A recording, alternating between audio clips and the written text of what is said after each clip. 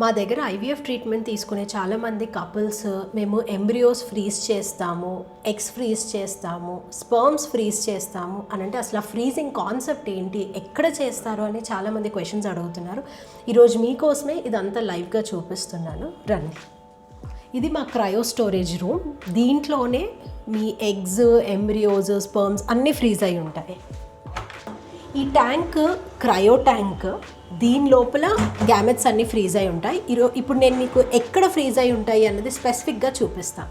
ఈ cryo ట్యాంక్స్లో liquid nitrogen, ఆ gas అన్నది -196 degreesలో ఉంటుంది ఫ్రీజింగ్ టెంపరేచర్. అందులో మీ ఎంబ్రియోస్, ఎగ్స్, స్పర్మ్స్ అన్నీ ఫ్రీజ్ అయి ఉంటాయి. ఆ టెంపరేచర్లో అవి ఏ స్టేజ్లో మనం ఫ్రీజ్ చేస్తామో అదే స్టేజ్లో వాళ్ళకి ఎన్ని ఇయర్స్ వరకు అన్నా వాటి ఏమి క్వాలిటీ మారకుండా సేమ్ అదే స్టేజ్లో ఉంటుంది.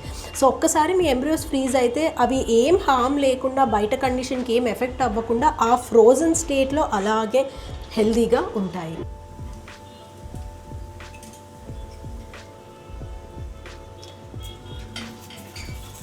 దీన్ని కేన్స్ అంటాము. ఈ రెడ్ కలర్ ఏదైతే చూస్తున్నారో ఇది కేన్.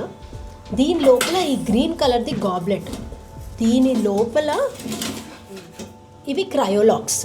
దీని లోపల స్పెసిఫిక్గా ఎంబ్రియోస్ ఫ్రీజ్ అయి ఉంటాయి.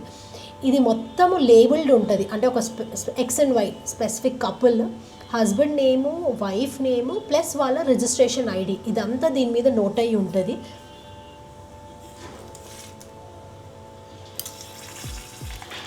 దీని మళ్ళీ ఈ బయట ఈ గ్రీన్ దాని మీద కూడా స్పెసిఫిక్గా కపుల్ నేమ్ ఉంటుంది. అండ్ ఈ రెడ్ దాని మీద కూడా ఇక్కడ రాస్తాం. సో ఈ నేమ్ తోటే మేము దీంట్లో నుంచి ఆ స్పెసిఫిక్ కపుల్ ఎంబ్రియోస్ అన్నా, స్పర్మ్స్ అన్నా ఏదన్నా బయటికి తీస్తాం. Thank you.